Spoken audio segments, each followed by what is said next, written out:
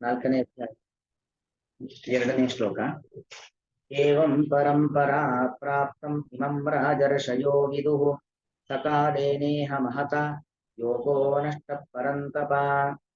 ಏವಂ ಪರಂಪರಾ ಪ್ರಾಪ್ತಂ ಇಮಂ ರಾಜರ್ಷಯಃ ವಿದುಃ ಸಹ ಕಾಲೇನ ಇಹ ಮಹತ ಯೋಗೋ ನಷ್ಟಃ ಪರಂತಪ. ಅಂದ್ರೆ ಪರಂಪರಾ ಪ್ರಾಪ್ತವಾದದ್ದು ಯೋಗ. ಇಮಂ ಏವಂ ಪರಂಪರಾ ಪ್ರಾಪ್ತಂ ಇಮಂ. ಇಮಂ ಅಂದ್ರೆ ಇದು. ಇದು ಅಂದ್ರೆ ಯಾವುದು? ಹಿಂದೆ ಹೇಳಿದ್ದು ಯೋಗ, ಜ್ಞಾನೋಪಾಯ. ಆ ಜ್ಞಾನೋಪಾಯ ಎಂಬುದೇನಿದೆ, ಮೋಕ್ಷಕ್ಕೆ ಬೇಕಾಗಿರುವಂತ ಜ್ಞಾನ. ಜ್ಞಾನ ಎಂಬತಕ್ಕಂಥ ಉಪಾಯ ಪಾರಂಪರಿಕವಾಗಿ ಪರಂಪರೆಯಿಂದ ಬೆಳ್ಕೊಂಡು ಬಂದಿದೆ. ಪರಂಪರಾಗತ ಅಂದ್ರೆ ಆ ಪರಂಪರೆ ಹೇಗೆ ಅಂತ ಹೇಳಿದ್ರೆ, ಅದು ನಾವು ಬೇರೆ ಬೇರೆ ಮಹಾಭಾರತ ಇತ್ಯಾದಿ ಪುರಾಣಗಳನ್ನ ಉಲ್ಲೇಖ ಮಾಡಿದಾಗ ನೋಡಿದಾಗ ಗೊತ್ತಾಗುವಂತ ವಿಚಾರ. ಮೊದಲು ಭಗವಂತ ತನ್ನ ಮಗನಾಗಿರುವಂತ ಚತುರ್ಮುಖ ಬ್ರಹ್ಮದೇವರಿಗೆ ಜ್ಞಾನವನ್ನ ತಿಳಿಸಿಕೊಡ್ತಾರೆ. ಭಗವಂತ ತನ್ನ ಮಗನಾಗಿರ್ತಕ್ಕಂಥ ಚತುರ್ಮುಖ ಬ್ರಹ್ಮದೇವರಿಗೆ ಜ್ಞಾನವನ್ನು ಕೊಡುವಂಥದ್ದು. ಆ ಚತುರ್ಮುಖ ಬ್ರಹ್ಮದೇವರು, ಅವರ ಮಗ ಯಾರು? ರುದ್ರದೇವರು. ಅಂದ್ರೆ ಭಗವಂತನ ಮೊಮ್ಮಗ ಚತುರ್ಮುಖ ಬ್ರಹ್ಮದೇವರ ಮಗ ರುದ್ರದೇವರಿಗೆ ಉಪದೇಶವನ್ನ ಮಾಡ್ತಾರೆ. ರುದ್ರ ದೇವರು ತನ್ನ ಪತ್ನಿ ಪಾರ್ವತಿಗೆ, ಶಿವ ಪಾರ್ವತಿಯರು ಏನ್ ಮಾಡ್ತಾರೆ? ಸ್ವರ್ಗಾಧಿಪತಿಯಾಗಿರ್ತಕ್ಕಂಥ ಇಂದ್ರನಿಗೆ ಉಪದೇಶವನ್ನ ಮಾಡುತ್ತಾರೆ. ಇಂದ್ರ ಬ್ರಹ್ಮದೇವರ ಮಗನಾಗಿರ್ತಕ್ಕಂತಹ ಇನ್ನೊಬ್ಬ ದಕ್ಷ ಪ್ರಜಾಪತಿ, ಅವನಿಗೆ ಉಪದೇಶವನ್ನ ಮಾಡ್ತಾನೆ. ದಕ್ಷ ಪ್ರಜಾಪತಿಯ ಮೊಮ್ಮಗ ಸೂರ್ಯ, ಅವನಿಗೆ ಉಪದೇಶವನ್ನ ದಕ್ಷ ಪ್ರಜಾಪತಿ, ಅದನ್ನು ಕೃಷ್ಣ ಹೇಳಿದ್ದು. ಅಹಂ ಪ್ರೋಕ್ತವಾನ್ ಇಮಂ ವಿವಸ್ವತೆ ಯೋಗಂ ಪ್ರೋಕ್ತವಾನ್ ಅಹಂ ಅವ್ಯಯಂ. ನಾನು ಸೂರ್ಯನಿಗೆ ಹೇಳಿದೆ ಅಂದ್ರೆ ನೇರವಾಗಿ ಭಗವಂತ ಹೇಳಿದ್ದಲ್ಲ, ನೇರವಾಗಿ ಭಗವಂತ ಹೇಳಿದ್ದ ಯಾರಿಗೆ? ಚತುರ್ಮುಖ ಬ್ರಹ್ಮದೇವರಿಗೆ. ಹಾಗೆ ಬೆಳ್ಕೊಂಡು ಬಂದು ದಕ್ಷನ ಮೂಲಕವಾಗಿ ಸೂರ್ಯನಿಗೆ, ವಿವಸ್ವಾನ್ ಅಂದ್ರೆ ಸೂರ್ಯ ಆದಿತ್ಯ ಮಗ, ಅವನಿಗೆ ಜ್ಞಾನೋಪದೇಶವಾಯಿತು. ಆ ದಕ್ಷನ ಮೂಲಕವಾಗಿ ಉಪದೇಶವಾದದ್ದನ್ನ ಕೃಷ್ಣ ಅಹಂ ಪ್ರೋಕ್ತವಾನ್ ಅಂತ ಯಾಕೆ ಹೇಳ್ತಿದ್ದಾನೆ ಅಂದ್ರೆ, ಯಾವುದೇ ವ್ಯಕ್ತಿಗೂ ಕೂಡ ಸಾಕ್ಷಾತ್ತಾಗಿ ಜ್ಞಾನವನ್ನ ಹಂಚುವ, ಜ್ಞಾನವನ್ನ ಉಪದೇಶ ಮಾಡತಕ್ಕಂತ ಒಂದು ಸಾಮರ್ಥ್ಯ ಇಲ್ಲ. ಇದು ಭಗವಂತ ಒಳಗೆ ಸನ್ನಿಹಿತನಾಗಿದ್ರೆ ಮಾತ್ರ. ಹರಿ ಗುರುಗಳು, ವಾಯುದೇವರು ಮತ್ತು ಭಗವಂತ, ಅವರು ನಮ್ಮಲ್ಲಿ ಸನ್ನಿಹಿತರಾಗಿರಬೇಕು. ಗುರುಗಳು ಪರಮ ಗುರುವಾಗಿರತಕ್ಕಂಥ ಭಗವಂತ ಅಂದ್ರೆ ವಾಯುದೇವರು ಮತ್ತು ಭಗವಂತ, ಅವರು ನಮ್ಮಲ್ಲಿದ್ರೆ ಮಾತ್ರ ನಾವು 4 ಅಕ್ಷರ ಏನಾದ್ರು ಹೇಳಲಿಕ್ಕಾಗತ್ತೆ. ಹಾಗಾಗಿ ದಕ್ಷ ಹೇಳ್ದ ಅಂತ ಹೇಳಿದ್ರೆ ಆ ಎಚ್ಚರಿಕೆ ನಮಗೆ ಬೇಕು. ನಾವೇನೋ ಒಬ್ಬರಿಗೆ ಕಥೆ ಹೇಳಿ ಏನೋ ಒಂದು ವಿಚಾರ ತಿಳಿಸ್ಕೊಡ್ತೇವೆ, ಅಥವಾ ಬೇರೆ ಬೇರೆ ವಿಚಾರಗಳನ್ನ ಮತ್ತೊಬ್ಬರಿಗೆ ತಿಳಿಸ್ಕೊಡ್ತೀವಿ ಅಂದ್ರೆ ನಾವು ಹೇಳ್ತಾ ಇದ್ದೇವೆ ಅನ್ನೋ ಅಹಂಕಾರ ನಮಗೆ ಯಾವತ್ತೂ ಇರಬಾರದು. ಕೃಷ್ಣ ಅದನ್ನಲ್ಲಿ ಸ್ಪಷ್ಟಪಡಿಸುವಂಥದ್ದು. ಅಹಂ ಪ್ರೋಕ್ತವಾನ್. ವಸ್ತುತಃ ಮಹಾಭಾರತಾದಿ ಪುರಾಣಗಳನ್ನ ನೋಡಿದಾಗ ಗೊತ್ತಾಗುವಂಥದ್ದು, ಸೂರ್ಯನಿಗೆ ಉಪದೇಶ ಕೊಟ್ಟಿದ್ಯಾರು? ದಕ್ಷ ಪ್ರಜಾಪತಿ. ಆದರೆ ಕೃಷ್ಣ ಹೇಳ್ತಾನೆ ನಾನು ಹೇಳ್ತಾ ಇದ್ದೇನೆ ಅದರಂತೆ ಏನು? ದಕ್ಷನ ಒಳಗಿದ್ದು ನಾನು ಉಪದೇಶವನ್ನು ಕೊಟ್ಟಿದ್ದೇನೆ. ಈ ಅನುಸಂಧಾನ ಆ ದೇವತೆಗಳಲ್ಲಿ ಇತ್ತು. ಅದಕ್ಕೆ ಕೃಷ್ಣ ಅಹಂ ಪ್ರೋಕ್ತವಾನ್, ದಕ್ಷನ ಒಳಗಿದ್ದು ನಾನು ಸೂರ್ಯನಿಗೆ ಉಪದೇಶವನ್ನ ಕೊಟ್ಟೆ. ಸೂರ್ಯ ಅವನ ಮಗನಾಗಿರತಕ್ಕಂತಹ ವೈವಸ್ವತ ಮನುವಿಗೆ ಉಪದೇಶ ಕೊಡ್ತಾನೆ. ಮನು ಅವನು ಸೀಲ್ದಾಗ ಒಬ್ಬ ಮಗು ಹುಟ್ಟುತ್ತೆ, ಅದಕ್ಕೆ ಇಕ್ಷ್ವಾಕು ಅಂತ ಹೆಸರು. ಹಾಗೆ ಅಂತಹ ಇಕ್ಷ್ವಾಕುವಿಗೆ ಉಪದೇಶವನ್ನ ಕೊಡ್ತಾನೆ ಎಂಬುದಾಗಿ ಹೀಗೆ ಪರಂಪರಾ ಪ್ರಾಪ್ತವಾದದ್ದು ಈ ಜ್ಞಾನೋಪಾಯ ಎಂತಕ್ಕಂಥದ್ದು. ಅದು ಇದ್ದಕ್ಕಿದ್ದಾಗಿ ಹುಟ್ಟಿರುವಂತದ್ದಲ್ಲ. ಮೊದಲಿಂದಲೂ ಕೂಡ ಜಗತ್ತಿನ ಸೃಷ್ಟಿಕರ್ತೃವಾಗಿರತಕ್ಕಂಥ ಭಗವಂತ ಅಂತ ಏನಿದ್ದಾನೆ, ಅವನಿಂದ ನಿರಂತರವಾಗಿ ಹರಿದು ಬಂದಂತ ಜ್ಞಾನ ಗಂಗೆ ಇದು ಅನ್ನೋದನ್ನು ಕೃಷ್ಣ ಹೇಳುತ್ತಿದ್ದಾನೆ. ಏವಂ ಪರಂಪರಾ ಪ್ರಾಪ್ತಂ. ಪರಂಪರಾ ಪ್ರಾಪ್ತಂ, ಪರಂಪರವಾಗಿ ಒಬ್ಬರಿಂದ ಒಬ್ಬರಿಗೆ ಭಗವಂತನಿಂದ ಆರಂಭಿಸಿಕೊಂಡು ಬಂದಿರುವಂಥದ್ದು. ಅದು ಕ್ಷತ್ರಿಯ ಪರಂಪರೆ, ಎಲ್ಲರೂ ಉಳಿಸ್ಕೊಂಡು ಬಂದಿದ್ದಾರೆ. ಇಮಂ, ಇದೊಂದು ಧರ್ಮ ಮಾರ್ಗ, ಇದೊಂದು ಜ್ಞಾನ ಮಾರ್ಗ. ಇದು ಪರಂಪರಾ ಪ್ರಾಪ್ತ, ಒಬ್ಬರಿಂದ ಒಬ್ಬರಿಗೆ ಬಂದಿದೆ, ಬಂದದ್ದು ನಿರಂತರವಾಗಿ ಉಳಿದಿದೆ. ಅದನ್ನ ರಾಜರ್ಷಯ ವಿದುಹು.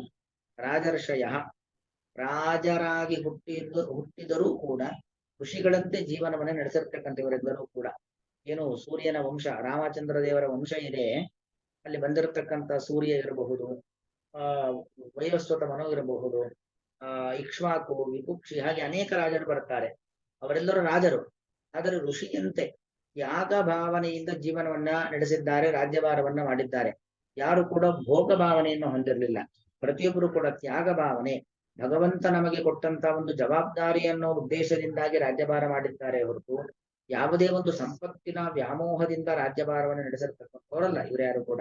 ಹಾಗಾಗಿ ಇದು ರಾಜರ್ಷಯ, ಅವರೆಲ್ಲರೂ ಕೂಡ ವಿದುಹು. ವಿದುಹು ಅಂದ್ರೆ ಇಳಿದಿದ್ದಾರೆ. ಯಾಕಂದ್ರೆ ಹುಟ್ಟಿದ್ದು ಕ್ಷತ್ರಿಯರಾಗಿ, ಆದ್ರೆ ಬದುಕಿದ್ದು ಋಷಿಗಳಂತೆ. ಭೀಷ್ಮಾಚಾರ್ಯರು ಎಂತ ಪ್ರತಿಜ್ಞೆ ಮಾಡ್ತಾರೆ, ನಾನು ಜೀವನದಲ್ಲಿ ಮದುವೆನೇ ಆಗೋದಿಲ್ಲ, ಮಕ್ಕಳನ್ನೇ ಮಾಡ್ಕೊಳ್ಳೋದಿಲ್ಲ ಅಂತ ಹೇಳಿ ಎಲ್ಲವನ್ನು ಕೂಡ ತ್ಯಾಗ ಮಾಡಿ ಬದುಕಿರತಕ್ಕಂಥ ಭೀಷ್ಮಾಚಾರ್ಯರು. ಎಷ್ಟೋ ಜನ ಹೀಗಿರ್ತಾರೆ. ಜನಕ ಮಹಾರಾಜ ಇರಬಹುದು, ಅನೇಕ ಹಿಂದಿನ ಕಾಲದ ರಾಜರೆಲ್ಲರೂ ಕೂಡ ತ್ಯಾಗವೇ ಅವರ ಜೀವನ, ಆ ರೀತಿಯಲ್ಲಿ ಬದುಕಿರತಕ್ಕಂಥವ್ರು. ಹಾಗಾಗಿ ಅಂತಹ ರಾಜರ್ಷಿಗಳೆಲ್ಲರೂ ಕೂಡ ಈ ಒಂದು ಜ್ಞಾನದ ಉಪಾಯವನ್ನ ತಿಳಿದವರಾಗಿದ್ದಾರೆ. ರಾಜರ್ಷಯ ವಿದುಹು.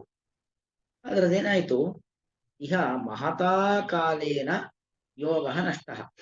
ಮಹತಾ ಕಾಲೇನ, ದೀರ್ಘಕಾಲ ಯಾವುದೇ ಒಂದು ಅನುಷ್ಠಾನಗಳು ಆಚರಣೆಗಳು ಅದೇನಾಗತ್ತೆ, ಕಾಲ ಮುಂದುವರಿತಾ ವರಿತಾ ವರಿತಾ ವರಿತಾ ವರಿತಾ ಏನಾಗತ್ತೆ, ಅದು ಕಡಿಮೆ ಕಡಿಮೆ ಕಡಿಮೆ ಆಚರಣೆಗಳು ಕಡಿಮೆ ಆಗ್ತಾ ಹೋಗುತ್ತೆ, ಕಣ್ಮರೆ ಆಗ್ತಾ ಹೋಗುತ್ತೆ. ನೀವೇ ಗಮನಿಸೋದಾದ್ರೆ ನಿಮ್ಮ ತಾತ ಮುತ್ತಾತ ಮುತ್ತಜ್ಜಿ ಇವರೆಲ್ಲ ಮಾಡತಕ್ಕಂಥ ಆಚರಣೆಗಳು ನಿಮ್ಮ ತಂದೆ ತಾಯಿಯಿಂದ ಇರಲಿಲ್ಲ. ನಮ್ಮ ತಂದೆ ತಾಯಿಯಲ್ಲಿ ಇರತಕ್ಕಂಥ ಆಚರಣೆಗಳು ನಮ್ಮಲ್ಲಿ ಇಲ್ಲ, ನಮ್ಮಲ್ಲಿ ಇರತಕ್ಕಂಥ ಆಚರಣೆಗಳು ನಮ್ಮ ಮಕ್ಕಳಲ್ಲಿ ಇಲ್ಲ. ಇದು ಸತ್ಯ. ಆದರೆ ನಾವು ಹಾಗಾಗಲಿಕ್ಕೆ ಬಿಡಬಾರದು. ನಾವು ನಮ್ಮ ಮಕ್ಕಳಿಗೆ ಆ ಒಂದು ಆಚರಣೆಗಳನ್ನ, ಜ್ಞಾನವನ್ನ, ಅನುಷ್ಠಾನಗಳನ್ನ, ಸದಾಚಾರಗಳನ್ನ ಕಲಿಸ್ಕೊಡ್ಬೇಕು, ಅದನ್ನು ಬಿಡಬಾರದು. ಇಲ್ಲಾಂದ್ರೆ ಏನಾಗುತ್ತೆ, ಕ್ರಮೇಣ ಕಡಿಮೆ ಆಗ್ತಾ ಬರುತ್ತೆ. ಸಕಾಲೇನ ಮಹತ ಯೋಗೋ ನಷ್ಟ. ನಷ್ಟ ಅಂದ್ರೆ ಪೂರ್ತಿ ನಾಶ ಆಯ್ತು ಅಂತ ಅರ್ಥ. ಕೃಷ್ಣ ನಾಶ ಆಗಿ ಬಿಡೋದಿಲ್ಲ. ಮತ್ತೆ ನಷ್ಟ ಶಬ್ದಕ್ಕೆ ಅರ್ಥ ಏನು ಅಂದ್ರೆ ಅದು ನಶ ಅದರ್ಶನೆ ಅಂತದಾತು. ಇದ್ದದ್ದು ಕಾಣದಂತಾಯ್ತು. ಒಂದು ಕೆಂಡದಲ್ಲಿ ಬೆಂಕಿ ಇರುತ್ತೆ, ಆ ಕೊಳ್ಳಿಯಲ್ಲಿ ಬೆಂಕಿ ಇರುತ್ತೆ, ಬೂದಿ ಮುಚ್ಚಿಬಿಟ್ರೆ ಬೆಂಕಿ ಕಾಣೋದಿಲ್ಲ. ಮತ್ತೆ ಉಫ್ ಅಂತ ಊದಿದ್ಕೊಳ್ಳಿ ಏನಾಗುತ್ತೆ, ಅಲ್ಲಿದ್ದಂತ ಬೆಂಕಿ ಗೊತ್ತಾಗತ್ತೆ, ಧಗಧಗಿಸಿ ಉರಿಲಿಕ್ಕೆ ಶುರುವಾಗತ್ತೆ. ಹಾಗೆ ಈ ಜ್ಞಾನ ಯಾವತ್ತು ನಾಶ ಆಗೋದಿಲ್ಲ. ಕೆಲವೊಂದು ಆಕ್ರಮಣಗಳಿಂದಾಗಿ ಅಥವಾ ನಾವೇ ಆ ಅನುಷ್ಠಾನಗಳನ್ನ ಬಿಡುವುದರಿಂದಾಗಿ ಎಲ್ಲ ನಮ್ಮ ಸನಾತನ ಪದ್ಧತಿ, ಧರ್ಮ, ಆಚರಣೆ, ಅನುಷ್ಠಾನ ಅದೆಲ್ಲ ಕಡಿಮೆ ಕಡಿಮೆ ಕಡಿಮೆ ಆಗ್ತಾ ಹೋಗುತ್ತೆ, ಕಣ್ಮರೆಯಾಗತ್ತೆ ಹೊರತು ನಾಶ ಆಗೋದಿಲ್ಲ. ಕೃಷ್ಣನಿಗೆ ಪದಪ್ರಯೋಗ ಮಾಡೋದು ನಷ್ಟ. ನಷ್ಟ ಅಂದ್ರೆ ಪೂರ್ತಿ ಹೋಗ್ಬಿಡುತ್ತು ಅಂತ ಅರ್ಥ ಅಲ್ಲ. ಮತ್ತೇನರ್ಥ, ಇದ್ದದ್ದು ಇಲ್ಲದಂತಾಯ್ತು. ಇದೆ ಆದ್ರೆ ಕಾಣ್ತಾ ಇಲ್ಲ. ಒಂದು ಕತ್ತಲೆಯ ಕೋಣೆಯಲ್ಲಿ ಇರುವಂತ ವಸ್ತುಗಳು, ಕತ್ತಲೆಯ ಕೋಣೆಯಲ್ಲಿ ವಸ್ತು ಇತ್ತು ಅಂತಾದ್ರೆ ಎಲ್ಲ ಇದೆ ವಸ್ತುಗಳು, ನಮ್ಗೆ ಕಾಣೋದಿಲ್ಲ. ಹಾಗೆ ಇದ್ದಂತ ಜ್ಞಾನ ಮಹತಾ ಕಾಲೇನ, ಅನೇಕ ಕಾಲಗಳು ಅದು ಕಡಿತಾ ಕಡಿತಾ ಕಡಿತಾ ಕಡಿತಾ ಕಾಲದ ಪ್ರಭಾವ, ಧರ್ಮದ ಪ್ರಭಾವ. ಕೃತಯುಗ, ತ್ರೇತಾಯುಗ, ದ್ವಾಪರ ಯುಗ, ಕಲಿಯುಗ. ಕೃತಯುಗದಲ್ಲಾಗಬೇಕಾದ್ರೆ ಧರ್ಮಕ್ಕೆ 4 ಪಾದ, ತ್ರೇತಾಯುಗಕ್ಕೆ ಬಂದಾಗ ಧರ್ಮಕ್ಕೆ 3 ಪಾದ, ದ್ವಾಪರ ಯುಗಕ್ಕೆ ಬಂದಾಗ ಧರ್ಮಕ್ಕೆ 2 ಪಾದ, ಕಲಿಯುಗದಲ್ಲಾಗಬೇಕಾದ್ರೆ ಧರ್ಮಕ್ಕೆ 1 ಪಾದ. ಹೀಗೆ ಅದು ಕ್ರಮೇಣ ಏನಾಗ್ತದೆ, ಧರ್ಮ ಅದು ಕಡಿಮೆ ಕಡಿಮೆ ಕಡಿಮೆ ಕಡಿಮೆ ಆಗ್ತಾ ಹೋಯ್ತು. ಅದಕ್ಕೆ ಮಹತಾ ಕಾಲೇನ ಕೃಷ್ಣ ಹೇಳುವಂಥದ್ದು ಅನೇಕ ಯುಗಗಳು, ಅನೇಕ ಮನ್ವಂತರಗಳು, ಅದೆಲ್ಲ ತಿರುಗ್ತಾ ತಿರುಗ್ತಾ ತಿರುಗ್ತಾ ರಾವಣನಂತ ರಾಜರು ಬಂದಿದ್ದಾರೆ, ದುರ್ಯೋಧನಾದಿಗಳಿರಬಹುದು. ಇಂಥ ಅತ್ಯಂತ ದುಷ್ಟ ರಾಜರ ಒಂದು ಆಕ್ರಮಣಗಳಿಂದಾಗಿ ಏನಾಯ್ತು, ಅದೆಲ್ಲವೂ ಕೂಡ ಕಣ್ಮರೆಯಾಯ್ತು, ನಷ್ಟ. ಹಾಗಾಗಿ ನೀನು ಪರಂತಪ ಸಂಬೋಧನೆ. ಅದು ಪರಂತಪ ಅಂದ್ರೆ ಶತ್ರುತಾಪಕನೇ ಅಂತ ಅರ್ಥ.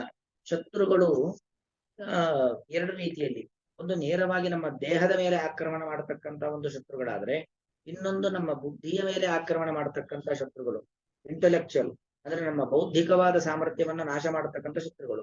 ಇವತ್ತು ಬ್ರಿಟಿಷರ ಪ್ರಭಾವದಿಂದಾಗಿ ಅಥವಾ ಇತಿಹಾಸವನ್ನ ತಪ್ಪನ್ನಾಗಿ ಬರೀತಕ್ಕಂಥ ನಮ್ಮವರೇ ಆಗಿರತಕ್ಕಂಥ ಇತಿಹಾಸಜ್ಞರಿದ್ದಾಗಿ ನಾವು ಎಷ್ಟೆಲ್ಲ ಕಷ್ಟವನ್ನ ಅನುಭವಿಸಿದ್ದೇವೆ, ಅವರು ಎಷ್ಟೆಲ್ಲ ಸುಳ್ಳನ್ನೇ ಸತ್ಯ ಅನ್ನೋ ರೀತಿಯಲ್ಲಿ ನಿರೂಪಿಸಿದ್ದಾರೆ ಅನ್ನೋದನ್ನ ನಾವು ಪ್ರತ್ಯಕ್ಷವಾಗಿ ಕಾಣ್ತಾ ಇದ್ದೇವೆ. ನಮ್ಮ ಮಕ್ಕಳು ಇವತ್ತು ಅದನ್ನೇ ಓದ್ತಕ್ಕಂಥ ಒಂದು ಪರಿಸ್ಥಿತಿಯಲ್ಲಿ ನಾವಿದ್ದೇವೆ ಅಲ್ವಾ.